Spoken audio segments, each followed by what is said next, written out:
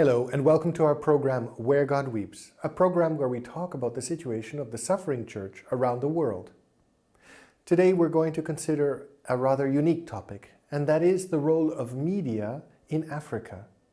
How the role of media has been a negative force, perhaps contributing to conflict, and yet at the same time a positive force, working towards healing and reconciliation after these conflicts. To tell us more, it is my great privilege to welcome the Director of Communications for SECAM, that is, the Symposium of Episcopal Conferences for Africa and Madagascar, Mr. Benedict Assorow. Benedict, thank you for being with us here today in our program. Thank you for having me, and enjoy being with you. Benedict, you've been working now since 2005 for SECAM, which is the Symposium of Episcopal Conferences for Africa and Madagascar. And then before that, 25 years working as a journalist in the communications department of the Bishops' Conference of Ghana. What inspired you first to get into media, into journalism? When I finished high school, I wanted to go to the seminary. Then I met a friend who told me when I was in school, I was writing good stories. I could give good stories in class. We used to have storytelling. And I used to give funny stories. And realized, so I said, why not go for communications? I said, well, I still want to be a priest. But so I applied 2 places to be a priest and then to go for the communications course. So that one came first. And I went there, and after finishing first 2 years of journalism in Ghana, I was offered a scholarship to go to Rome to do further studies. But before then, I worked for the Catholic Standard, which is the only Catholic newspaper weekly in Ghana. And at that time, it was the most powerful newspaper. There were very few private papers, and it was a paper that could really speak for the people. It was the voice of the voiceless at that time. And through my writings, I was offered a scholarship to go to Rome to study. So I came to Rome in 1978, finished in 1980, went back, and then in December 80, then in January 81, I was offered a job at the Bishops' Conference as press secretary. And I moved on to become acting executive secretary. Then in 1988, I was confirmed as the executive secretary of the Department of Communications. Then I worked there for all those years and served in various capacities on the national, regional, and continental level. Then when this opening of Secretary for Communications for SECAM came up, and we had an interview, so I was taken as the one who did best. So that's how I got into SECAM. Yeah. I'm trying to contribute a bit to the work of SECAM. Benedict, you've been a journalist all your professional life. What changes have you seen in media in Africa over this time? I think the ICT revolution changed. When I first joined, even computers were very, very rare to get. I think the first computer we got was in 1992, 94. And before then, it was everything on paper, manual, typewriter and all that. So that has been a change in terms of tools. We're now in a lot of social media is there. We have internet, all that you can blog in. That has been a big revolution. It's a big revolution. But in terms of personnel, I think that Africa has a problem in terms of formation. Training is our weakest point. We are people who are in journalism, not for the profession or for the vocation as such, but just for the money. And in the secular side, people will do all sorts of things to get the money and not sticking to the ethics and values of the profession. And that has been a big worry for me.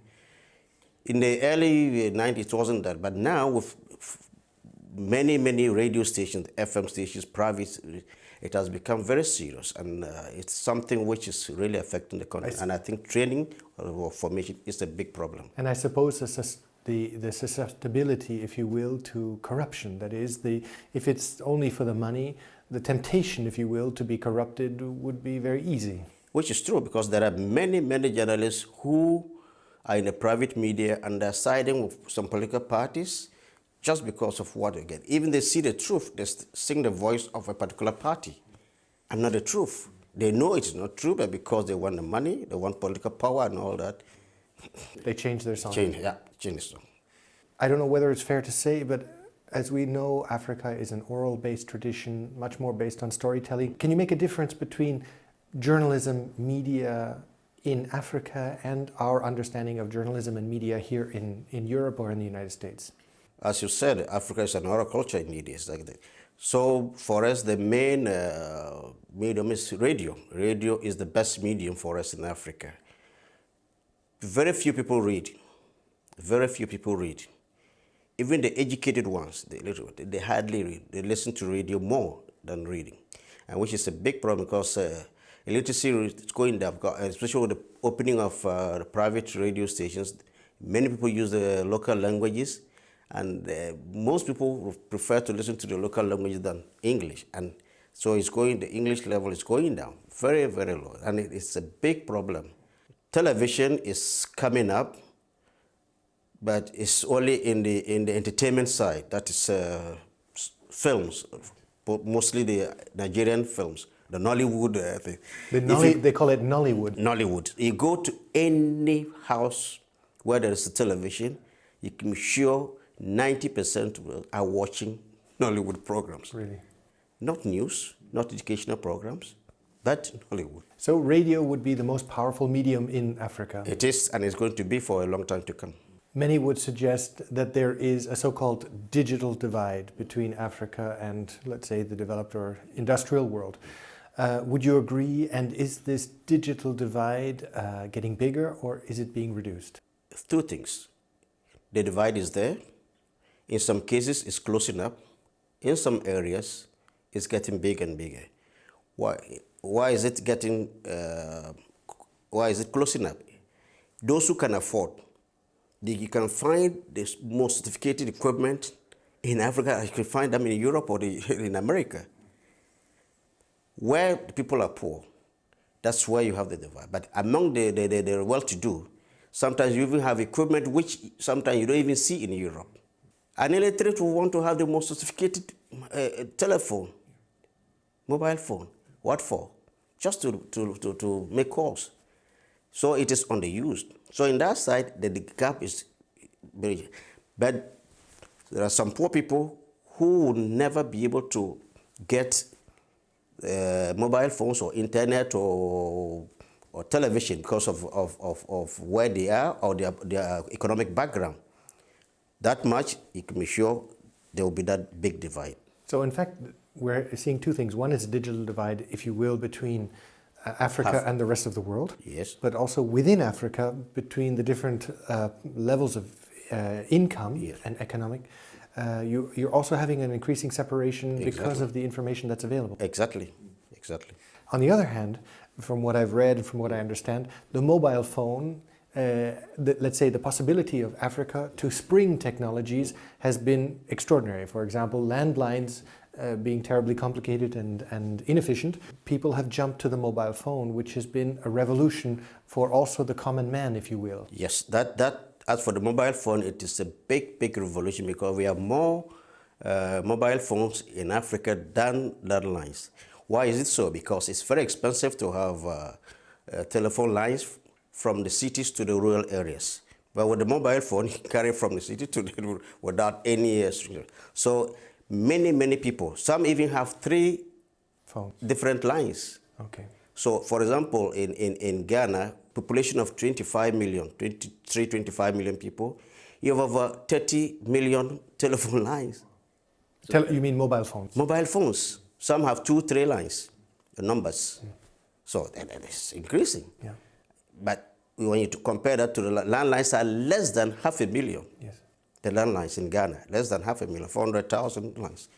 So with this in view, I suppose this is also impacted on the market. I mean, for example, the farmer or the herder who is out in the field, and he might be able to receive information about the prices in the market that day. How is that working? For example, the traders who trading mostly perishable items or products or produce. What they do is they phone each other in the morning. Look, I'm taking 5 baskets of tomatoes to town. How many are you taking? 10, 20. They know how many baskets of tomatoes they're taking to town. If there's a shortfall, they call the people on the farm. Please get the next available vehicle to bring us 2, 3, 4 baskets of tomatoes. Instead of plucking all from the plants, they make sure they sell as and when the demand is there. And for example, if they're bringing, say, tomatoes into town and they have a breakdown, they're able to call their colleagues and say, look, arrange for a vehicle to come for them because our vehicle has broken down. Before, that would have been difficult. Tomatoes would have gotten rotten there. But now they're able to communicate easily. We've been talking a little bit about the technology, but there's another side to the media, and that is the use of media for good and for evil, if you will. I draw the case, for example, which is perhaps an extreme case, but the case of Rwanda and the use of how radio was used as a tool to further genocide. I would like to read a quote here from Lieutenant General Romeo Dallaire, who was the UN force commander in Rwanda during the genocide. And he stated in an interview, the local media, particularly the extremist radio station Radio Télévision Libre des Mille Collines, or RTLM, was literally part of the genocide. Those provoking the genocide used the media like a weapon. The country is known like a radio country. In some villages, radio was like the voice of God. In 1994, before the genocide began, the radio stepped up a campaign delivering the message that there were people who should not live in Rwanda. It described even ways of eliminating them. As I say, this is an extreme case of abuse of media. But my question to you is it common or is it less common? What is the situation today with authoritarian regimes and their use of media as a tool of manipulation, if you will? Yeah, the issue of Rwanda has been used by many African governments to prevent the opening of the airwaves to private individuals or entities, for example, the churches. Very often when they're citing example as to why the church is not giving radio, they cite the case of Rwanda. So let me understand correctly. Yeah. The church is not allowed to receive a license in some countries. In some countries. Like Ghana and Nigeria. And this is quoted as a reason why. Some quote them. Yeah, said they use that to cause religious fanaticism or create what you call ethnic rivalries or ethnic wars, which some governments are not happy with. For example, in the case of Ghana, they said, look, they don't want the church or the religious bodies, let me say religious bodies, not the church as such, but religious bodies, political parties, and district assemblies to have radios because, for example, in the case of religious body, it may whip up anti-religious sentiments against the other. So that is the argument they have. On the other hand, we say, look, the media, the Constitution of Ghana, for example, allows anybody to have a radio or TV station or any form of medium. But the government said for state security, we will not allow that. And it's a battle in Nigeria and in Ghana in particular, and in South Africa. It is only recently, I think, the church got a radio station. And these are the most developed markets, exactly, if you will, in Africa altogether. Yeah. They said the Constitution allows you to have it, but we have to have a regulation whereby we protect the security of the state. Because you have the right to, but at the same time, we also feel that this may bring about trouble. It is then for those who are denied these rights to prove that they can have the stations or be involved in the electronic media without causing tension or violence within the community, which is difficult to prove because if you don't give me the station, how do you know how people to... How will you use it? Exactly. Yes. And the media is a double-edged sword. You can use it for good or for bad. Even the state-owned radio stations can be manipulated. Yes. By one party against the other. again. And that has been happening in a number of African countries. Look at the case of Kenya. Kenya is just that the Rwandan case was a huge number of people, a great number of people who died, about 800,000 were killed in 100 days. But in some other countries, for example, Kenya, the media was used in fanning tribal sentiment and violence. Yeah. So I think it's a question of as I've said earlier, it is a question of formation. Journalists have to be formed. There are people who have radio stations or television stations. They just employ people without giving them the proper training. And that is the problem we are facing in Africa. If people are not formed, they don't know what is right or the values or the ethics of the profession, they do all sorts of things just for the sake of money. It's a structural problem. Whereas what we're talking about is the formation of the person in all of his capacities. Exactly. Which is, of course, the role of the church in this question. And that's what the church is doing now. For example, now in Africa, the church, the Catholic Church in particular, has more than 200 radio stations in Africa now, and they're doing well. For example, Radio Maria is doing fantastic well. In a number of countries, they have even television stations. Congo, Tanzania, Togo, Benin, Burkina Faso, these are examples. And it is more liberal. The church has more influence in the media in the French-speaking countries than the English-speaking countries. Is there a reason for that? It's the mentality. You see, the French, they try to promote culture. And they've come from that background, French training. For us in Britain, the British at that time wanted to keep information away from the local people.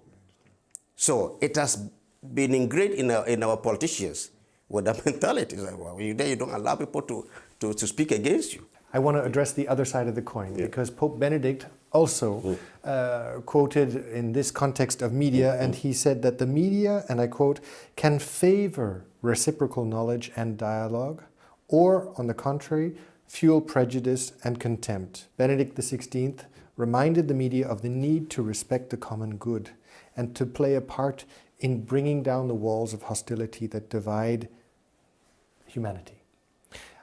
How can the church work in these countries in Africa to do precisely to bring the message of the media as a tool of reconciliation? Yeah, this is why SECAM have joint programs on healing, reconciliation, and peace building in Africa.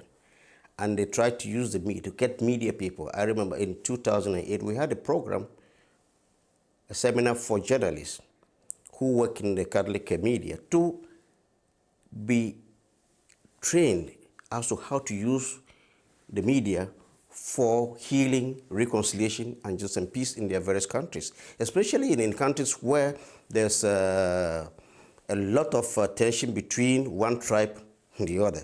And I think gradually, what the Pope has said, nobody would doubt that this is what we need to, and the church is getting involved in it, albeit at a very slow pace. But we hope that eventually something positive will come out of it. In another question, the media, for example, the BBC had been obliged to open a panel because the public have accused that religion has been portrayed in a particular light within BBC programming, often negative, as I quote here.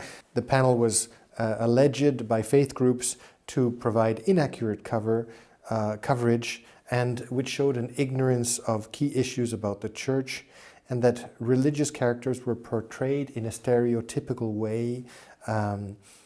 Do you see this also in the media in Africa, that the church, for example, if it is presented in the media, tends to be presented in ridicule or in terms of conflict? Or is this not such a problem in African media? Thank God we don't have that in Africa.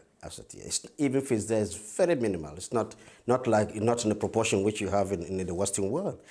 Why is it so? Because our church leaders are respected. They may lose their respect in time, but as of now, they still have some respect from the media. Why am I saying this? Because education in Africa started with the missionaries. And most of the people who have been trained in Catholic schools. And whatever they do, they try to bring to bear what they've learned from into their profession. So the same with the journalists in Africa. Most of the people who are in the media and controlling, most of them are Catholics. They may not be practicing Catholics, but they have respect and sympathy of the church in whatever they do. Once in a while, you see a few cases where they will try to lampoon the church or criticize the church or blackmail a particular bishop or a priest and all that. Sometimes, I would say, they are true, but they may exaggerate. It is then for the church leaders to live up to their call. That the world is watching. It's not like in the 50s where the media was very limited. The church controlled the media in those days, or say religious bodies controlled the media in those days, like the newspapers and all that. Now, anybody can have, with the social media, information spreads very fast. So if there's a scandal against a priest or a bishop, it goes very fast. This is where the church has to be very, very careful to make sure that they don't create conditions for the media to capitalize on. Another issue is for the church to get more engaged with the media, not to shun the media, because when the media if they come to you 3-4 times and you refuse to talk to them, they'll create stories around you, whether they are true or not. Yeah. I always say that the best thing is to talk to the media, but to refuse completely, you are antagonizing yourself. Yes, yes. And that is what we've been trying to do. So in addition to this task of educating the bishops how to respond to media, you have, or you're a part of, also a new project, and that is the development of a Pan-African news agency, which is historic. It's the first Catholic, or the first attempted Catholic Pan-African news agency. Can you tell us a little bit about this and what the motivation is? Yeah, the history of this news agency was in the 1990s when I was president of UNDA Africa. We tried to see if we could have a radio station for Africa, like Radio Veritas in Asia. We realized that it would be impossible. With the languages? With the languages and all that. So we said, okay, we'll promote community radio stations, which are springing all over in Africa now. In the diocese, we have many, many community radio stations. Then we said, fine, we now have a base where we can get information from all parts of Africa through the internet, through the radio stations, to the television stations. So why not create a news agency which will gather information from all these areas and supply them to the radios and the TV stations, Catholic radio and TV stations in Africa. That's what we did. So in 2007, at the Pontifical Council for Social Communications Plenary Assembly, Father Storino, who started the UCA News, that's the one for the Asian Bishops Conference, told me, Benedict, you've had that idea, what are you doing about it? So it kind of gave me the impetus again to rise up and do something. So I said, well, the problem I have is to convince people and the question of money. But I think that it is time Africa tell her own story. It's about time.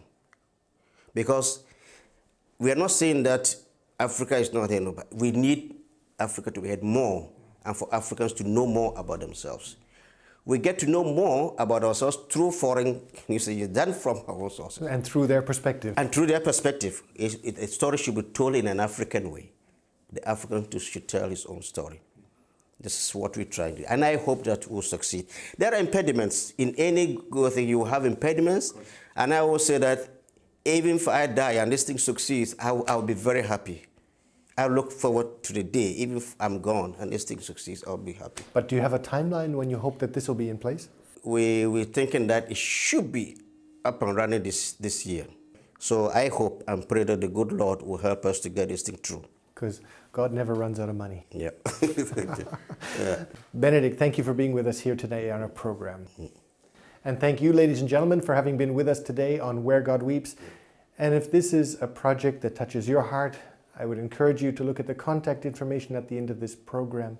And we look forward to seeing you next week. Take care.